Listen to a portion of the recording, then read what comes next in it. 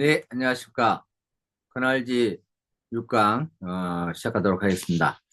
그동안 잘 지내셨습니까? 오늘은 비가 엄청 많이 왔죠? 모두 다 힘드셨을 텐데 내일까지 비가 온다니까 몸 조심하시고 물이라는 것은 참 우리에게 필요한 것이지만 또 해를 끼치기도 합니다. 참 조물주 하나님께서 참 그렇게 만드셨어요. 오늘은 화면 공유부터 시작하겠습니다.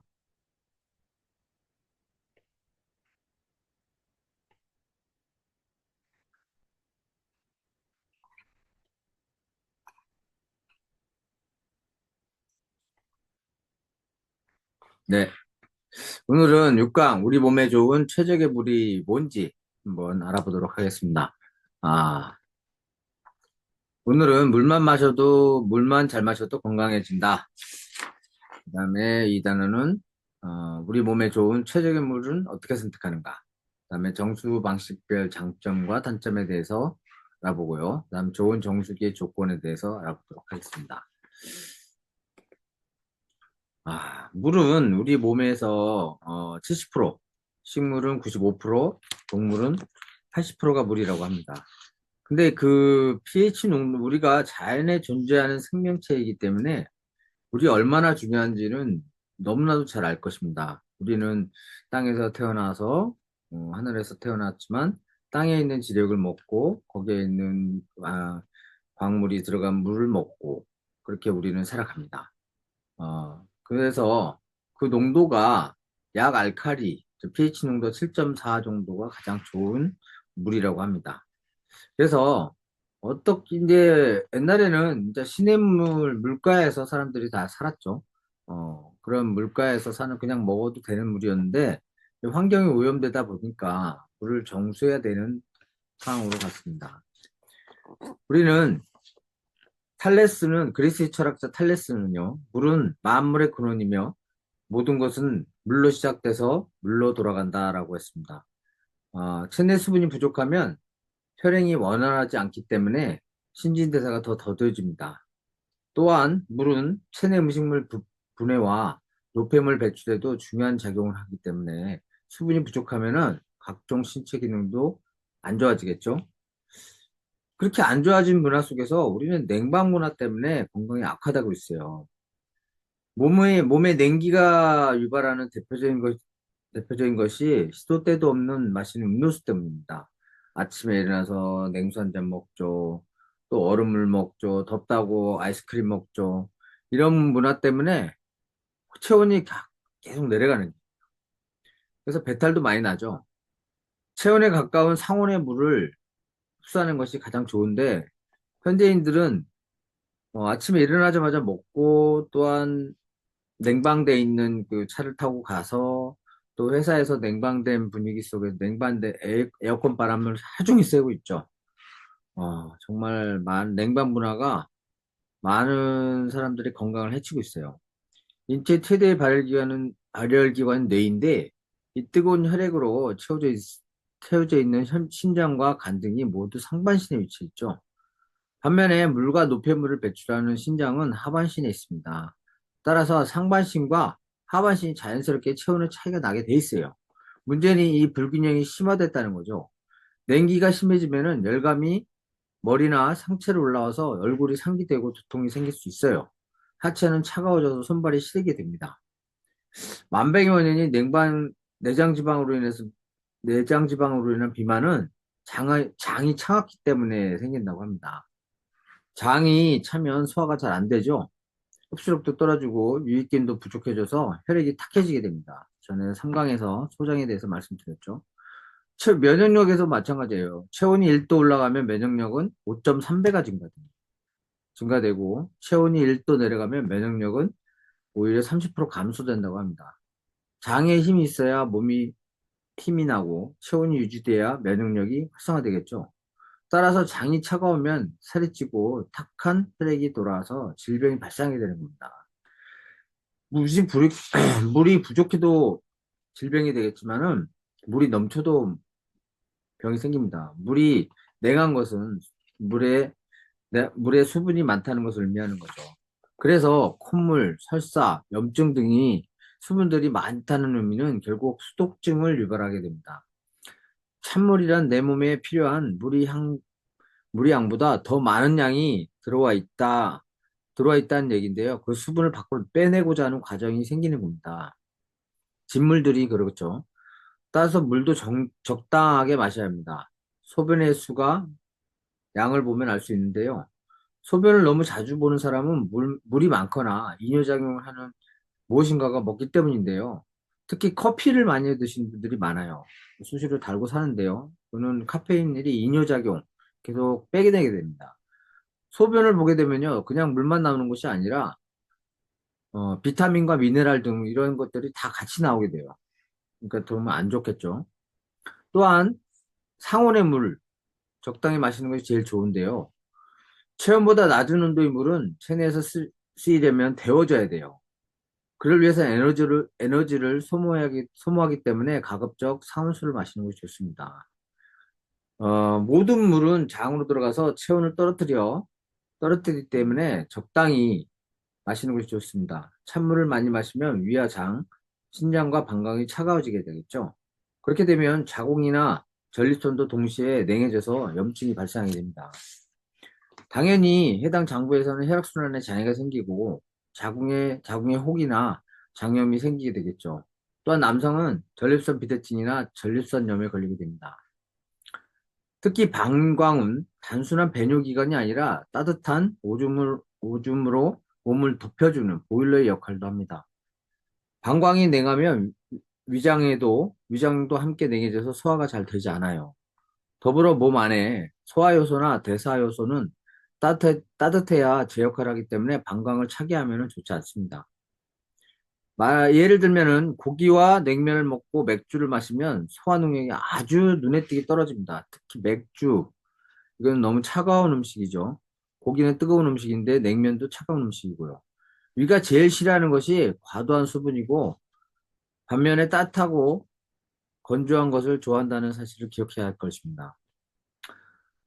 장에 열이 많거나 혹은 적을수록 있는 것처럼 체질에 따라 물의 필요량이 달라요. 작업 환경, 활동량에 따라서 다르겠죠. 그래서 물을 마시는 시간도 상당히 중요합니다.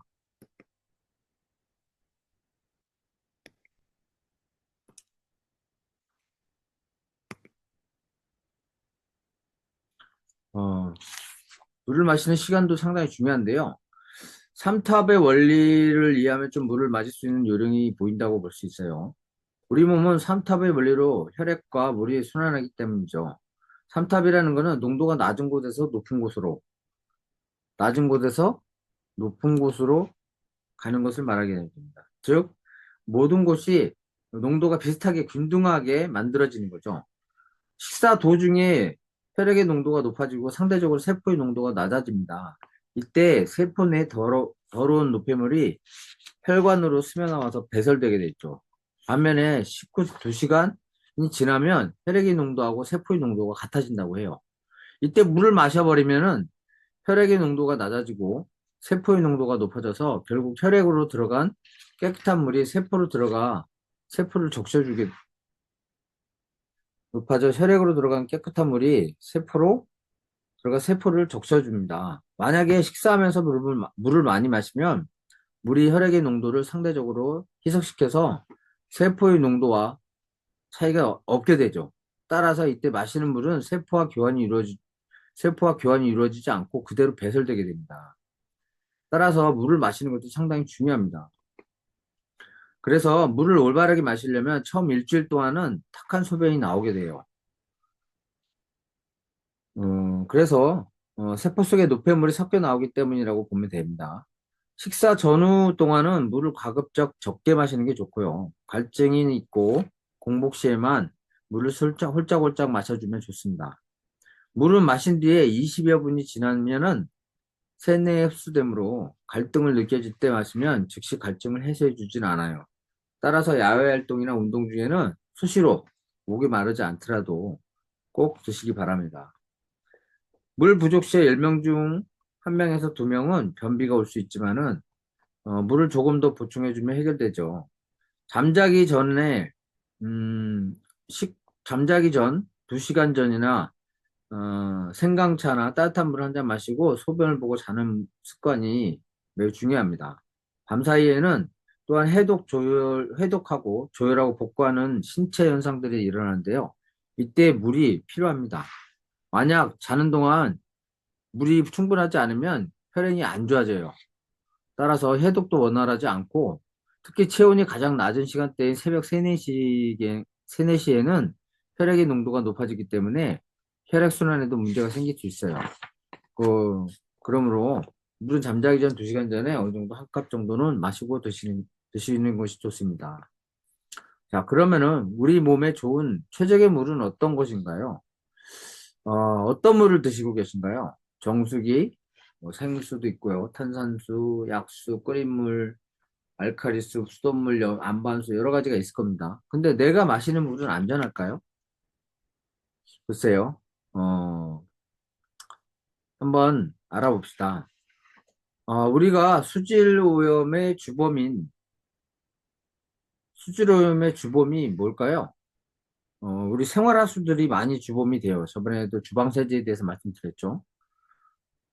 우리 혈액이 대략 3.75, pH 농도 3.75에서 3.45 정도, 즉 알칼리 정도 돼요. 평균 7.4 정도면 약 알칼리수를 먹는 것이 우리에게 제일 좋습니다. 그런데 실제 자연에 흐르는 물의 산도도 이와 비슷해요. 이것은 우리 몸이 주변의 산천에 흐르는 물과 산천에 흐르는 물을 마시면서 우리가 살아갈 수 있도록 설계됐다는 거죠. 토양을 뚫고 바위나 돌멩이 사이로 나온 지표수에서 광물이 녹아 있어서 미네랄이 풍부하고 깨끗합니다. 과거의 옹달샘이 바로 그 물이라고 할 수 있어요. 근데 최근에 문명의 발달로 인해서 산업화가 크게 진행되면서 오염이 많이 됐어요. 그러면서 유해 화학 물질이 아주 치명적으로 들어오고 있습니다. 특히 우리가 수돗물을 갖다가 우리나라는 염소로 그거를 소독을 하죠. 박테리아를 없앤다고 하는데 이 염소가 오면서 많은 문제점을 일으킵니다. 과연 수돗물이 안전할까요? 수돗물은 보통 정수처리 시설에서 정수하고 살균하면서 염소를 집어넣는데요. 그 염소는 유기화합물을 발응해서 트리알로메탄이라는 발암물질이 생성하게 돼요. 근데 염소가스는 그거 아세요? 독일 2차 대전 때 유대인을 죽일 때, 학살할 때 쓰였던 것입니다. 이런 위험한 독성 물질을 이용하는 이유는 한국의 경우 치수원이 대부분이 강물이기 때문이죠. 많이 오염되어 있기 때문에 소독을 하지 않으면 안 됩니다. 그러나 독일이나 프랑스 같은 선진국에서는 강물을 퍼서 정수하지 않고요. 지하수를 상수원으로 쓰기 때문에 염소를 쓰지 않아요. 염소를 쓰지 않습니다. 또한 이런 것들이 미네랄은 있지만은 바이러스, 박테리아, 원생동물 이런 것들이 많이 있게 됩니다. 유기화물질, 중금속 등이 있게 되죠. 근데 우리가 또 물을 끓여 먹기도 해요. 어, 끓여 먹기도 하는데 끓여 물은 안전할까요? 최소한 우리가 20분 이상 뚜껑을 열고 끓여야만 바이러스나 박테리아, 염소가스를 제거할 수 있다고 하지만 실제 100도 이상으로 20분 이상 끓이지는 않죠. 또 물을 끓여버리면요, 유기화물이나 중금속 등은 없어지지 않아요. 염소는 날아가겠지만은, 그러나 또 용존 산소라고 하죠. 산소 속에, 물에 있는 용존, 물에 존재하는 산소의 양이 없어지기 때문에 죽은 물을 마시게 돼요. 옛날에 그 보리차라든가 뭐 여러 가지 끓여서 먹잖아요. 옥수수차라든가. 솔직히 거기는 우리가 태워서 만든 거기 때문에 거기서 오히려 탄소 성분이 남아 있어서 안 좋다고 합니다. 정수되지 않은 물은 안전하지 않죠, 이제는. 생수는 어떨까요? 생수는 비싸기도 하지만 취수원의 오염으로 안전성이 의심받고 있어요. 취수원이 다 똑같은데 회사가 달라요. 그리고 또한 취수원의 지하수에는요, 우리가 그 광우병 파동이라든지 또 뭐 조류 인플루엔자라든지 이런 것들로 인해서 다 매몰하잖아요. 그것들이 다 어디로 가겠어요? 지하수로 가는 겁니다. 그 취수원에서 그대로 뽑았으니까 과연 생수가 안전하다고 할 수 있을까요? 또한 생수는 얇은 그 플라스틱에다 넣어서 차게 해서 와야 되는데 항상 보관을 밖에다가 하게 돼요. 그러게 되면 햇빛을 받으면 거기에서는 안 좋은 미세 플라스틱들이 나온다고 합니다. 아, 안전한 것이 정말 없습니다. 수돗물도 생수도 안전하지 않죠. 그래서 우리는 여러분들이 미네랄은 풍부하고 그다음 박테리아는 없고 이런 모든 유해 물질들을 걸러낼 수 있는 정수 방식은 무엇일까를 한번 알아보도록 하겠습니다. 정수 방식에는요, 역삼투압 방식, 중공사막 방식, 그다음에 압축합설탕, 그다음에 알카리 이온수기 이렇게 네 가지 종류가 있는데요. 역삼투압 방식을 한번 보면요, 이거는 옛날에 영국에서 해군들이 나갔을 때 너무나 물이 없기 때문에 담수를 만들기 위해서 썼던 방식이라고 해요. 해수를 완전히 걸러내가지고 아무것도 없게 만드는 증류수가 나오게 되죠. 근데 반드시 여기에는 미네랄이 없기 때문에 미네랄을 같이 먹어야 한다고 합니다. 국내에서 가장 많이 보급되는 역삼탑인데요. 이건 실제로 물을 1리터를 만들기 위해서는 3리터를 버려야 한다고 해요. 역삼탑 원리로 정수된 물은 중금속은 물론 미네랄마저 걸러내버리기 때문에 증류수에 가깝습니다. 즉 미네랄이 없는 죽은 물이죠. 아까 뭐 했죠? 영국군도 역시 미네랄을 꼭 섭취해야 된다고 했죠. 산도는 pH 5.5에서 6 정도 수준이니까 거의 약산성에 가깝죠. 역삼탑 정수기 물과 수돗물을 담은 여왕에 물고기를 각각 넣고 24시간 뒤에 관찰하면요. 역삼탑 정수기 물에 있던 물고기는 죽었고 오히려 수돗물에 있는 물고기는 살아있었습니다. 이처럼 역삼탑 정수기 물은 물고기를 죽이고 하초도 죽입니다. 미네랄이 없는 물을 마시면 혈액이 산성화됩니다. 따라서 우리 몸은 혈관이나 뼈에서 칼슘 등을 뽑아내 산도를 맞추게 되죠. 전에 말을 했죠. 혈관 속에서는 1%의 1%의 칼슘이 있어야 돼요. 칼슘이 있어야 되는데 그것이 모자라면 산도가 떨어지겠죠. 따라서 우리 혈관이나 뼈에서는 칼슘 등을 뽑아내서 산도를 맞추게 됩니다. 그러면은 그 뼈가 뼈밀도가 약해져서 결국은 골다공증이 원인이 되게 되죠. 또 혈액이 탁해지게 돼요. 이러한 산성수는 암을 유발하고요. 각종 미네랄 부족을 일으켜서 심장병, 당뇨, 신장결석 등을 유발한다는 연구가 많이 있습니다. 또한 중공사막 방식에 대해서 한번 알아볼까요? 중공사막 방식은 사람의 혈액을 걸러주는 인공신장 투석기 필터를 사용한 정수 방식인데요. 이거는 대나무와 같이 중간 부분이 비어있는 필터에 머리카락 굵기 1만 분의 1에 해당하는 0.01에서 0.04 나노미터, 마이크로미터, 즉, 이 아이 구멍을 뚫어서 세균을 걸러내서 미네랄을 통과시킵니다. 그러나 수압에 의해 물을 마이크로 필터 및 활성탄 필터에 강제로 지나도록 하는 문제가 있는데요. 미생물이나 유기오염 물질 등은 제거하지만은 보다 미세한 물질은 제거하지 못하게 됐죠. 정수기 부피가 작고 정수 시스템이 간단해서 가격은 저렴하지만은 필터 교체를 빨리 해야 돼요. 왜냐하면 여기에서는 압축이 돼 있지 않기 때문에 수로가 생겨서 걸러지지 않고 나오는 물이 많습니다. 그러나 세 번째는요, 압축 활성탄 방식입니다. 압축 활성탄을 활용한 정수는요, 수술 압축해 놓은 필터에 물을 통과시켜서 유해 화학 물질을 걸러내고 물에 유익한 미네랄을 통과시켜 몸에 좋은 물을 제공합니다. 숯은 유해 화학 물질을 걸러낼 때 탁월하지만 숯 사이로 틈새가 발생해 수로가 발생하고 걸러질 수 없기 때문에 숯을 분쇄 압축한 압축 활성탄을 사용하는 것이 아주 좋겠죠. 그런데 이렇게 압축 활성탄을 해서 나와도 우리가 이제 유해 물질 등을 걸러낼 수 있으나 바이러스나 세균은 완전히 걸러내지 못합니다. 따라서 여기에 단점이 있게 돼요. 중공사막 방식도 마찬가지겠죠. 세균이나 중공사막이나 역삼탑도 마찬가지입니다. 그래서 세균이나 바이러스를 오염이 없는 지하수를 원천수로 할 경우에는 자외선 살균 방식이 필요 없겠지만은 우리나라처럼 각종 유해화학 물질이나 농공업 용수로 오염된 강물은 치수원으로는 우리나라에서 공급하는 수돗물은 자외선 살균 방식이 꼭 필요로 합니다. 그러니까 가장 좋은 방식은 압축 활성탄에다가 자외선 살균 방식이 같이 들어가 있는 것이어야 되겠죠. 또한 알카리 이온수기라고 있는데 이건 정수기가 아닙니다. 이거는 치료용 의료기기고 미네랄 부족을 야기시켜요, 결국은. 알카리 이온수기는 물을 저기분해서 수소이온과 산소이온을 분리했다가 한쪽 물에 수소이온을 집어넣어서 알카리수를 만드는 건데요. 이거는 화학 비율만 맞춘 것이지 나중엔 결국은 산도가 똑같아져요. 합성 알카리수라고 할 수 있겠죠. 이거는 의료용은 치료용으로 사용하니까 이거는 역시 쓰지 않는 것이 좋겠죠. 역시 좋은 거는 압축 활성탄 방식과 자외선 자외선 방식, 자외선 살균 방식을 같이 쓰는 것이라고 할 수 있겠어요. 자, 그렇다면 이렇게 좋은 정수기의 조건은 뭘까요? 당연히 우리는 염소 제거를 여부를 볼 수 있어요. 염소는 당연히 제거해야 되겠죠. 염소는 세포막을 95% 이상 손상시킵니다. 수돗물은 채소, 과일, 쌀, 부추, 과일 등 씻으면요. 거기에 염소가 확 들어가요.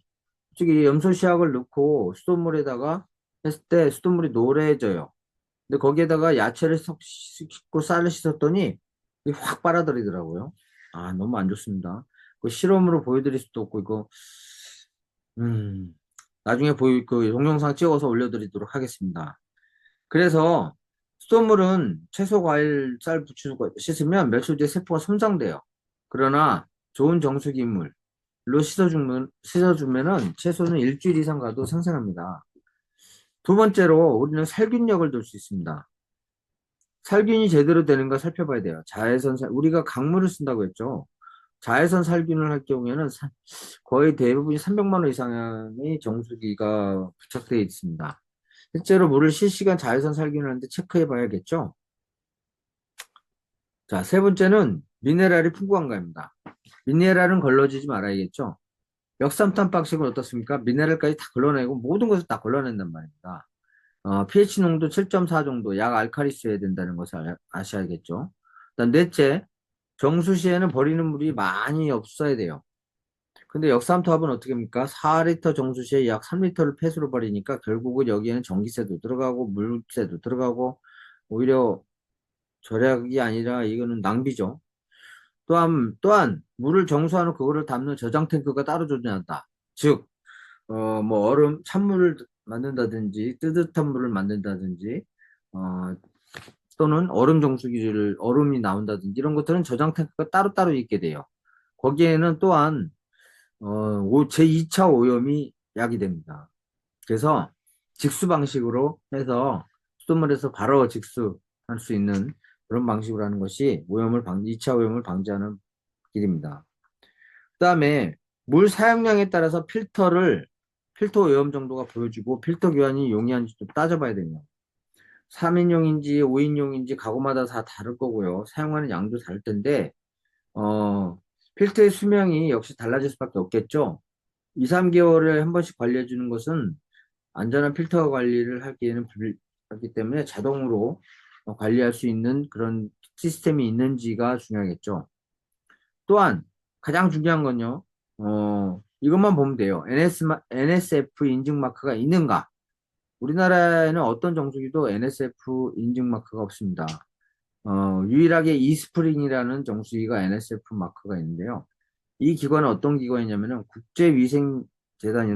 재단인데 NSF는 공공보건교육을 실시하고 이에 대한 제3자 시험 및 인증을 제공하는 기관이에요. 1996년 WHO 협력센터가 되어서 WHO의 협력센터가 되어 실내환경, 공기, 물, 식품안전 분야에서 다양한 공동연구를 참여하고 있습니다. NSF 가정용 정수기 테스트는요, 되게 까다롭습니다. 재질, 구조, 정수 성능에 대한 시험을 통해 이루어지면서 세 가지 시험을 통해 모두 통과해야 인증을 해주는 무척 까다롭습니다. 이러한 NSF로부터 몇 가지 인증을 받았냐가 중요하겠죠. 또한 별도의 관리가 필요 없는 시스템이 있어야 되겠죠. 그러니까 앞에서 언급한 기준들을 다 부합하면서 정수기 세계 40 부합하는 정수기는 세계 40여 개국에 보급되어 있는데요. 가정용 보급 정수기 부분에서 판매 유리가 있습니다. 특히 NSF로부터 NSF 42 맛이나 냄새 등의 심리적 요인 제거, NSF53, 각종 유기화합물 제거, NSF558, 박테리아 미생물 비활성화, NSF401, 의약품 및 신종 오염물질 15종 감소 제거, 또 NSF477, 녹조류나 감조류에서 배출되는 마이크로시스틴이 독소 처리, NSF473, 과부하 화합물에 대한 처리, 이런 6개 부분에서 인증을 받았어요. 이 정수기는 아주 구체적입니다. 첫째, 압축 활성탄 방식과 자외선 살균 방식이 상호 장단점을 보완해서 시스템을 구비하고 있고요. 둘째, 자외선 살균 필터가 내부에 장착되어서 물에 잔류해 있는 세균이나 박테리아, 바이러스 등 미생물을 99.99%까지 비활성화시킵니다. 물로 인해서 장염에 걸리지 않겠죠. 또한 유익한 미네랄은 남겨두고 유해 물질은 제거하는 영양가 있는 말씀물을 마실 수 있게 돼요. 또한 전자 모니터 시스템으로 인해서 LED 전자 모니터로 자기 자가 진단을 해서 정수한 물의 양과 내가 얼마나 사용했는지, 전기 사용량은 어느 정도인지 자동 체크가 되고, 또 필터 교환 시기까지도 알려주게 돼요. 어, 또한 여긴 직수 방식으로 되어 있기 때문에 제2차 오염물 주소 수배가 있습니다. 또한 NSF 인증 마크를 다 가지고 있습니다. 여섯째, 또한 이러다 보니까 직수 방식이다 보니까 저렴한 전기료가 되겠죠? 공간도 적고요. 또한 최소의 공간만 필요합니다. 앞으로 언급했듯이 세계위생기재단인 NSF로부터 다양한 인증을 받았다는 것이 가장 중요합니다. 요즘에는 그 의약품 있죠? 그런 것들이 강물에서 다시 나오고 있다고 했고요. 또 모든 것들이 또한 미세 플라스틱까지 걸러줄 수 있는 그런 정수기가 나왔습니다. 미국이 특허를 20개나 보유하고 있고요. 국제 특허 125개 정도를 집약된 정수기가 있습니다. 이런 정수기가 무엇인지 한번 알아보도록 할까요? 바로 이스프링입니다. 자, 이 내용을 한번 보도록 하겠습니다.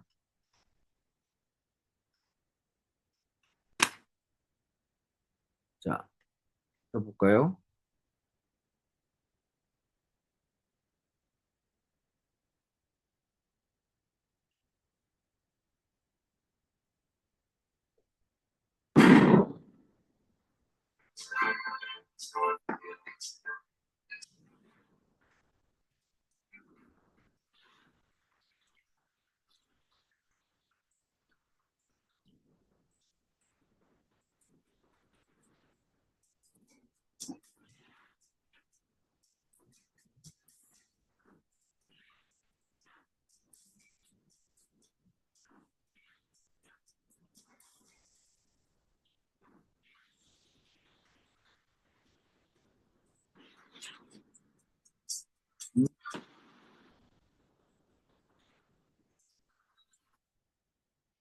화면 교류가, 자, 이거 준비되네요. 이거 한번 동영상 한번 나중에 보시고요. 자, 보십시오. 이스프링 정수기는 이렇게 생겼고요. 자, 이렇게 벗겨보면 필터가 이렇게 되고, 3중 필터 카트리지를 거치고 UV 램프를 지나서 미생물 박테리 1단계 프리필터를 통해서 큰 것을 걸르고요. 2단계 디펜스 가드, 3단계 카본 필터를 통해서 과부하 화합물 등을 걸러주고요. 그 다음에 UV 램프로 다시 한번 하게 됩니다. 약물이 많이 검출됐다고 하죠. NSF에서 85%를 걸러내면은 미세 플라스틱을 걸러내면 통과되는데 이스프링은 99%를 걸러냅니다. 또한 보호막 속 박테리아까지도 걸러내고요. 신종의약 물질, 그다음에 항정식성 물질, 미세 플라스틱. 자, 여러분 영화 다크워스터스에서 과불암물로 인해서 문제가 되는 것들을 물이 오염돼서 거기 암 걸리는 것들 대변해서 8천억 달러를 받아냈던 사건인데요. 얼마나 과불암물이 안 좋냐면요. 우리가 프라이팬이라든지 이런 것도 많이 쓰이잖아요. 이런 코팅제들이 말합니다. 이런 것들이 들어가게 되면은 문제가 되는데요. 이 이스프링은 170종의 오염물질과 19종의 신종약품, 7종의 과부라물, 99% 미세 플라스틱, 99.95%의 보호막에 있는 박테리아까지 걸러냅니다. 자, 카트리지가 이렇게 3중 필터로 되어 있고요.